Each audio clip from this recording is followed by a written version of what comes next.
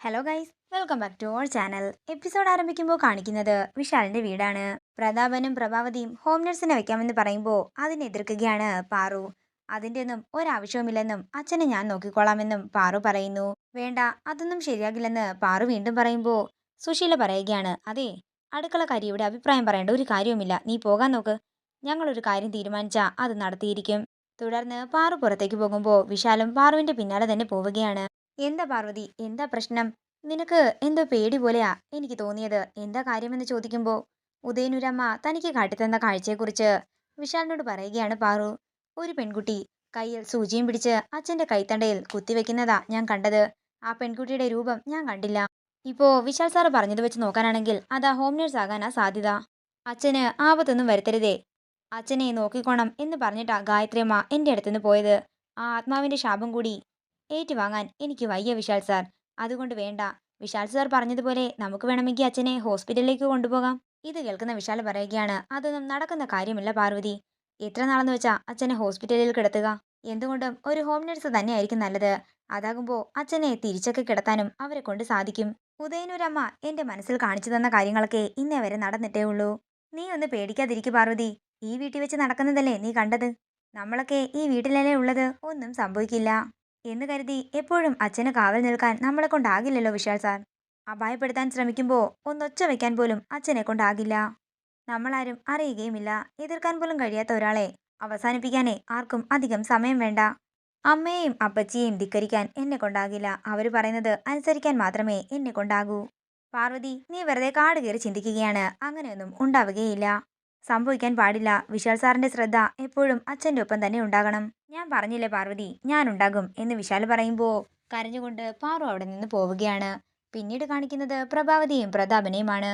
പ്രതാപ, home നഴ്സിനെ വെക്കണമെന്ന് പറഞ്ഞപ്പോൾ അവളെന്താ വേണ്ടെന്ന് പറഞ്ഞത്? അവളെ ഉദയനൂരമ്മ എന്തോ കാണിക്കുകയോ മറ്റോ ചെയ്തെന്നല്ലേ അവൾ പറഞ്ഞത് എന്ന് പ്രതാപൻ പറയുമ്പോൾ പ്രഭാവതി പറയുകയാണ്, അവളുടെ ഉദയനൂരമ്മയുടെ കണ്ണു കെട്ടാനേ ഒരു മാർഗമുണ്ട്. കൂട് വിട്ട് കൂട് മാറ്റം. നേഴ്സ് എന്ന് പറയുമ്പോൾ ഒരു സ്നേഹരൂപമായിരിക്കും എല്ലാവരുടെയും മനസ്സിൽ തെളിയുക. അതുകൊണ്ടേ നമുക്കൊരു മെയിൽ നഴ്സിനെ മതി. കൂടാതെ വരുന്ന ആള് ഫിസിയോതെറാപ്പി വശമുള്ള ആളാന്നും കൂടെ പറഞ്ഞാലേ വിശാലിന് പിന്നെ എതിർപ്പൊന്നും പറയാൻ സാധിക്കില്ല. അത് കൊള്ളാം ചേച്ചി, ഉഗ്രൻ ഐഡിയ. ഇതെന്താണെങ്കിലും ഏൽക്കുമെന്നുള്ള കാര്യം ഉറപ്പാണ്. ചേച്ചിയുടെ പരിചയത്തിൽ അങ്ങനെ ആരെങ്കിലും ഉണ്ടോ എന്ന് പ്രഭാവതിയോട് പ്രതാപൻ ചോദിക്കുമ്പോൾ അതൊക്കെ നമുക്ക് ആലോചിക്കാമെന്നും, നീ ഇപ്പോൾ അത്യാവശ്യമായിട്ട് നമ്മുടെ അഡ്വക്കേറ്റ് നമ്പ്യാരുടെ അടുത്ത് വരെ ഒന്ന് പോകണം. അവിടെ ചെന്നിട്ട് വക്കീലിനെ കൊണ്ട് എന്നെ വിളിപ്പിക്കുകയും വേണം. ഭർത്താവ് മരിച്ചാലേ ഭാര്യയ്ക്ക് ഭർത്താവിന്റെ സ്വത്തുവകകളിൽ ഒരു അധികാരവുമില്ലേ എന്ന് എനിക്കൊന്നറിയണം. അതറിഞ്ഞിട്ട് വേണം തീരുമാനങ്ങൾക്കൊക്കെ ഒരടിവരയിട്ട് ഉറപ്പിക്കാൻ. പിന്നീട് കാണിക്കുന്നത് കിച്ചൺ മുഴുവൻ ക്ലീനാക്കുന്ന പാറുവിനെയാണ്. അതേസമയം അങ്ങോട്ടേക്ക് ഗാർഗി വരികയാണ്. എന്റെ പാർവതി, ഞാൻ നിന്നെ എത്ര വട്ടം വിളിച്ചു. ഞാൻ അങ്ങോട്ടേക്ക് വന്നതാ ഗാർഗി. വരുന്ന വഴിയിൽ എനിക്ക് കോടതി വരെ ഒന്ന് കയറേണ്ടി വന്നു. കോടതിയോ എന്ന് ഗാർഗി ചോദിക്കുമ്പോൾ നടന്ന കാര്യങ്ങളൊക്കെ പാറു ഗാർഗിയോട് പറയുകയാണ്. ശരി, അതെല്ലാം അവിടെ ഇരിക്കട്ടെ. നിന്റെ മുറിയിലെ ഇപ്പോൾ ഒരു മോഷണ ശ്രമമാ നടന്നത്. ഞാനത് കൈയോടെ പൊക്കുകയും ചെയ്തു. എന്റെ മുറിയിൽ നിന്നും ആരെന്ത് മോഷ്ടിക്കാനാണെന്ന് പാറു ചോദിക്കുമ്പോൾ ഗാർഗി പറയുകയാണ്, മറ്റാരാ, ജാസ്മിൻ തന്നെ. അവൾക്ക് ആ മുറിയിൽ നിന്നും എന്തോന്ന് എടുക്കാനുണ്ട്. അത് അവളുടെ തന്നെയാണ്. ഞാൻ ചോദിച്ചപ്പോഴേ അവൾ എന്നോട് കുറെ കള്ളങ്ങൾ പറഞ്ഞു. അതിന് അവളുടെ സാധനങ്ങളൊന്നും ആ മുറിയിലില്ലല്ലോ എന്ന് പാറു പറയുമ്പോൾ ഗാർഗി പറയുകയാണ്, എങ്കിലേ അവളുടെ എന്തോ ഒന്ന് അവിടെയുണ്ട്. നമുക്കേ എന്താണെങ്കിലും അവിടെ ആകെ ഒന്ന് തിരയണം. ചിലപ്പോ നമുക്ക് പ്രയോജനപ്രദമാകുന്ന എന്തെങ്കിലും ആണെങ്കിലോ.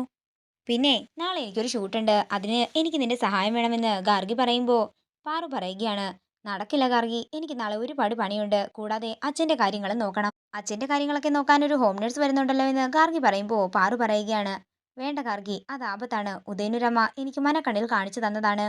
നേരം പുലർച്ചെയാകുന്നു. പിന്നീട് കാണിക്കുന്നത് പ്രതാപൻ നമ്പ്യാർ വക്കീലിന്റെ അടുത്തെത്തിയിരിക്കുന്നതാണ്. തുടർന്ന് പ്രതാപൻ വക്കീലിനോട് പറയുകയാണ്, എന്റെ അളിയൻ ഇന്നോ നാളെയോ എന്ന് പറഞ്ഞ് കിടക്കുകയാണ്. അപ്പോൾ അളിയൻ മരിച്ചാല് ആ സ്വത്തുവകകളൊക്കെ എന്റെ ചേച്ചിയുടെ പേരിലേക്ക് എഴുതാൻ എന്തെങ്കിലും മാർഗങ്ങളുണ്ടോ? അത് പിന്നെ എന്ന് വക്കീൽ പറയുമ്പോൾ പ്രതാപൻ പറയുകയാണ്, അല്ലേ, വേണ്ട, കണക്കല്ലേ. ഒരു കാര്യം ചെയ്, വക്കീൽ സാറ് ചേച്ചിയോട് നേരിട്ട് പറഞ്ഞാൽ മതി.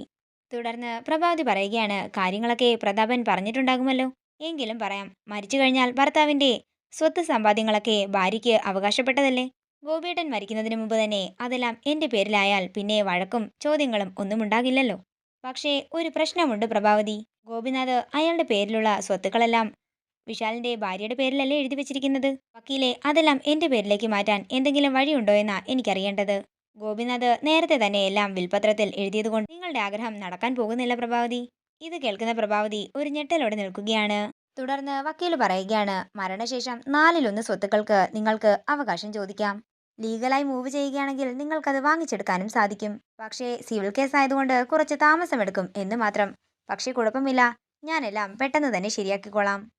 ചേച്ചിയോട് പറഞ്ഞിട്ട് ഞാൻ പിന്നെ വിളിക്കാമെന്ന് പറഞ്ഞ് പ്രതാപനും അവിടെ നിന്ന് പോകുമ്പോൾ വക്കീൽ മനസ്സിൽ പറയുകയാണ്, പ്രതാപന്റെ ആവശ്യം കണ്ടിട്ട് ഇന്ന് തന്നെ സാറിനെ കൊല്ലുമെന്നാ തോന്നുന്നത്. പിന്നീട് കാണിക്കുന്നത് വിശാലിന്റെ വീടാണ്. പ്രഭാവതി ഹോം നഴ്സിന്റെ കാര്യത്തിന് ഓരോരുത്തരെയായി വിളിച്ചന്വേഷിക്കുകയാണ്. അതേസമയം വിശാൽ അങ്ങോട്ടേക്ക് വരുമ്പോൾ പ്രഭാവതി പറയുകയാണ്, മോനെ, ഹോം നഴ്സിനൊന്നും കിട്ടാനേ ഇല്ല. ഞാനിപ്പോ എത്ര ഏജൻസികളെ വിളിച്ചെന്നറിയാമോ? നമുക്ക് ഒരു മെയിൽ ഹോം നഴ്സിനെ ആവശ്യം. അല്ലാതെ സ്ത്രീകൾ വന്ന അവർക്ക് ഗോപിയേട്ടനെ തിരിച്ചു കടത്താനൊക്കെ ഭയങ്കര പ്രയാസമായിരിക്കും. ഇത് കേൾക്കുന്ന വിശാല പറയുകയാണ്, അമ്മ ഒന്നുകൂടി ഈ കാര്യത്തെപ്പറ്റി ആലോചിക്ക്. ഹോം നഴ്സിനെ വേണോ എന്ന്. എനിക്ക് അത്യാവശ്യമായിട്ട് ഓഫീസ് വരെ പോകണമെന്ന് പറഞ്ഞ് വിശാൽ അവിടെ നിന്ന് പോകുമ്പോൾ വിശാലിനെ ദേഷ്യത്തോടെ നോക്കുകയാണ് പ്രഭാവതി. ഇതോടുകൂടി ഇന്നത്തെ എപ്പിസോഡ് ഇവിടെ തീരുകയാണ്. വീഡിയോ ഇഷ്ടമായെങ്കിൽ മറക്കാതെ ലൈക്ക് ചെയ്യുക, ഷെയർ ചെയ്യുക, കമന്റ് ചെയ്യുക. കൂടുതൽ സീരിയൽ അപ്ഡേറ്റ്സിനായി മറക്കാതെ സബ്സ്ക്രൈബ് ചെയ്യുക നയൻസ് ക്രിയേഷൻസ്.